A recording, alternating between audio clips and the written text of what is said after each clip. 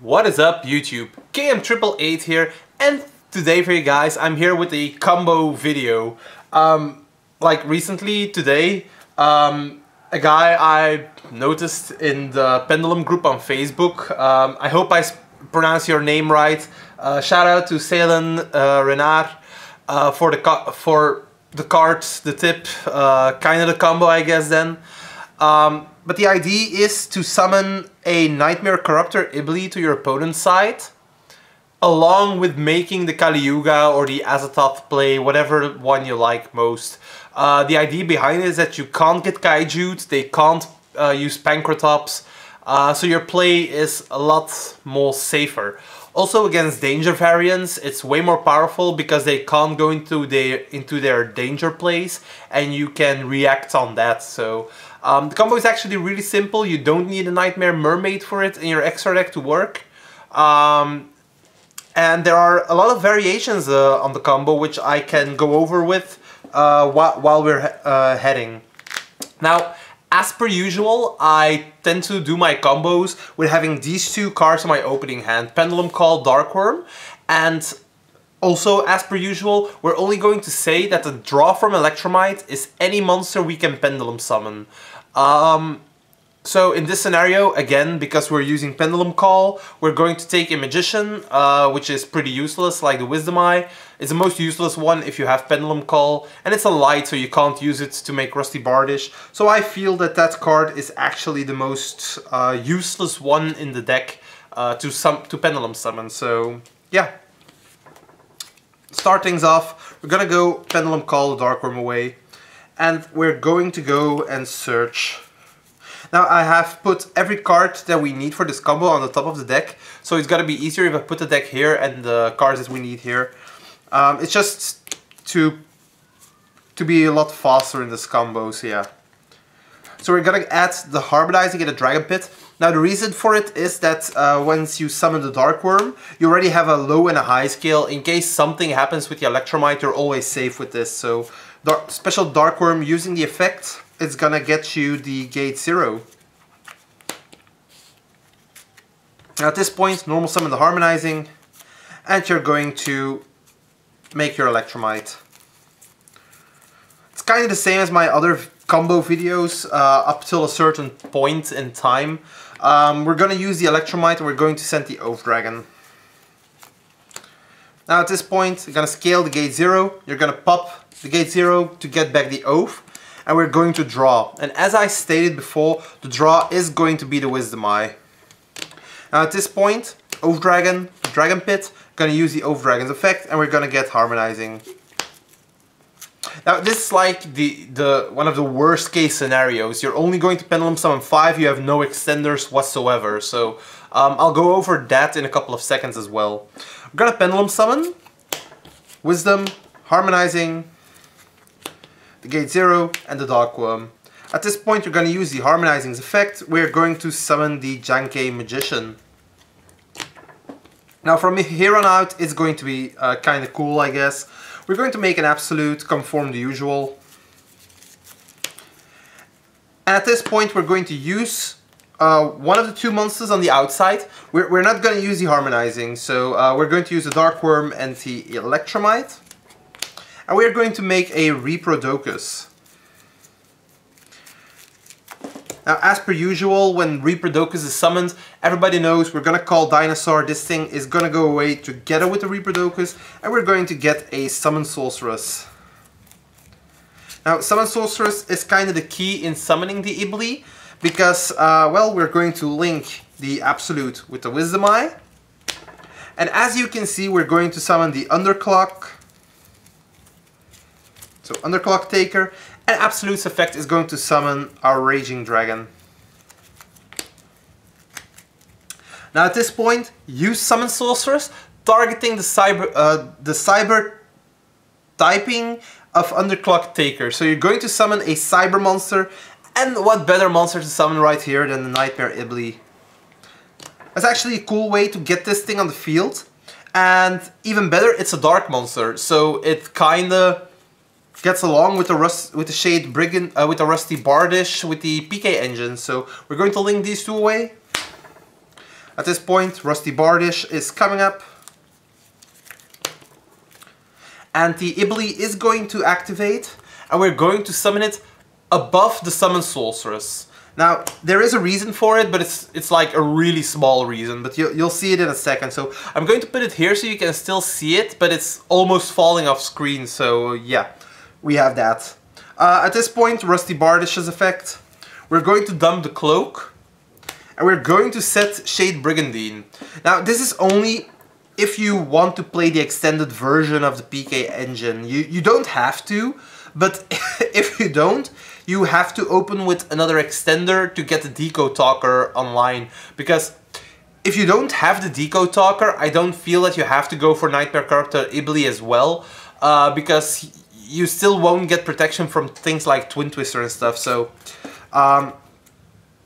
if you really want to go to the Decode Talker, which I actually suggest, you should play the extended version of the PK engine. So all 4 cards. You're going to play the Boots, the Trap, the Rank Up Magic, and the Boots. So yeah. At this point, activating the Boots, the Shade Brigandine, and you're going to activate the Cloak. Now, banishing it, and you're going to add Boots to your hand. At this point, you're controlling PK monsters, so you can special summon it. And now you're going to link away. Now, the thing is, the Phantom Knights of Shade Brigandine is not an effect monster, so you can't go with this straight into your Decode Talker, so you have to go one step in between. So what we're going to do is we're going to link away the Boots and the Trap card, the Shade Brigandine, to summon our Wee Witch Magician. Now, I've chosen the Wee Witch's Apprentice because it's a dark spellcaster, which means that later on in the game, if you have a Black Fang Magician, which you could have searched as well instead of the Dragon Pit, for like later turns, but if this card is in the graveyard, the Black Fang Magician can revive this, so it's actually a neat interaction, and then you can use this to make a Boral Sword Dragon later on, so yeah. At this point, you have a Link 2, you have a monster, so you can use these 2 monsters to go into our Decode Talker. Now, we don't have the full protection on the Decode Talker, but we have 1. So we can negate a Twin Twister, which is already whatever we need. Use the Boosts effect. And we're going to search our Rank Up Magic.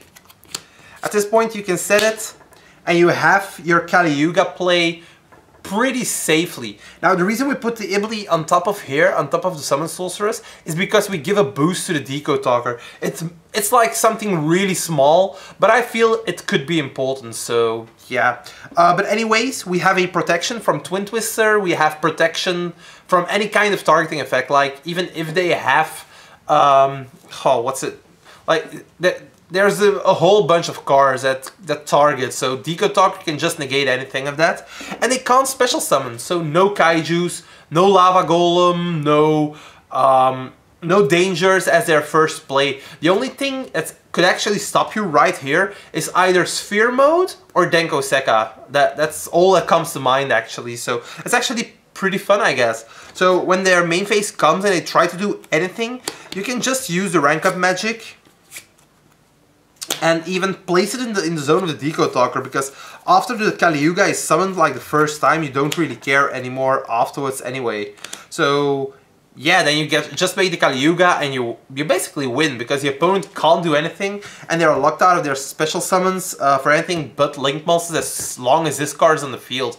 Sure, it's probably gonna go away, but thanks to the Kali Yuga they can't do anything with that monster anyway, so yeah. It's a nice combo. You get an Iblee on their side of the field, and I feel that since this is the only card you have to add to the main deck actually, I don't really think it's that bad. Like, even if you draw it, you can just Pendulum Summon it out anyway, because it's a level 2, so you can still get it on the field, and then you don't have to go into your Summon Sorceress combo. So yeah. Now, the thing is, this kind of combo is like the weakest that you have, because it stems from 2 cards, like only the Pendulum Call and the Darkworm. If you have any opening hand of 5, there's actually a multitude of ways to get into this field, and it's actually pretty fun.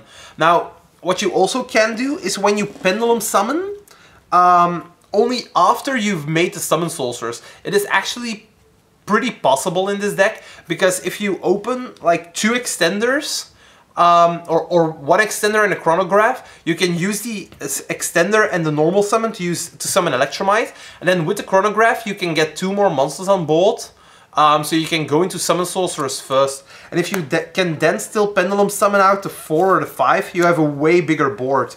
I can show you that, so I'm gonna put these away first. So let's say this should all be in the deck probably. You won't really care, like, at all. So you're probably going to pendulum summon then, and it's gonna be something like this, so... Like, imagine like this. You're gonna use the harmonizing effect right then, and you're gonna get the Fray Magician. So at this point you can overlay. I'm gonna make the absolute. It's probably my graveyard, so... And you're going to make your cybers this way. So these go to the graveyard then. You get your underclock, and with the effect of the absolute, you're going to get a Raging Dragon. Now the thing is, right here you can already use your Summon Sorcerer's effect to get to the Iblee. And at that point you just make your plays a whole lot stronger, because you go to Iblee, use these 2 to go into your Shade Brigandine to the right side of the Summon Sorceress, and you get the Iblee on the field already. So the Iblee has been used. At this point you can just use these 2 to go into a rank 4 or a synchro 8, so you can, even before you use the Rusty Bardish, you can just synchro summon these away. Summon out your Borreload Savage Dragon. Use its effect to get the Electromite in the graveyard. Getting 2 counters, and then your play of the Rusty Bardish is safe. A lot of players tend to keep their Ash Blossom just for the Shade Brigandine, because they know that it's because it sends as an effect, it can be ashed, so that's something to keep in mind. But this way you still have the Borreload Savage Dragon's protection effect, so it's actually kind of cool. And since the Iblee is still on the field, you have protection for a whole lot of cards, which is just so awesome. Now, because of the Shade Brigandine, you just go into the same kind of combination of cards. So you have these 4 of the PK engine, and the thing that happens is you just cycle through them. You get this to the graveyard, set a trap, use the trap, Cloak's effect to banish, adding the boots, special summoning the boots, and you're still in the same situation in where you just use these 2 to go into the Wee Witch's Apprentice. And you can just make it next to the Rusty, so there's also no way you're not getting a zone free. And then you can use these 2 to go into your Deco Talker once again, so it's all for free at that point, and you don't have to fear anything, so it's actually kind of cool. So yeah. I feel the combo is actually pretty fun to use, to do even, and well, there is actually an option of me using the Iblee in my main deck now. I like it, and the only thing it does that's kind of problematic is that you have to add the Summon Sorceress, the Reaper-Docus, and possibly the Wee Witch's Apprentice in your deck. If you open an extender, you don't really need the Wee Witch's Apprentice, because you can just skip the Shade Brigandine and use the extender instead, and just go into Deco Talker like that. But I feel the safest thing right here is to actually have this. On its own, the Wee Witch's Apprentice isn't a bad card. Like, it can just be a replacement for the Electromite in case they Ghost Ogre that, so even then it's still pretty nice. Now, the things to cut out of the deck is actually a lot harder, and I'm not really sure what to cut. So yeah, I'm still a bit stuck on that one, but I feel the combo is awesome and it has a lot of potential. So yeah, I hope you guys liked that video. And yeah, this combo is actually pretty neat. So again, shout out to Salen Renard. I hope I pronounce your name correctly. And I see you guys in the next video. So yeah, cheers!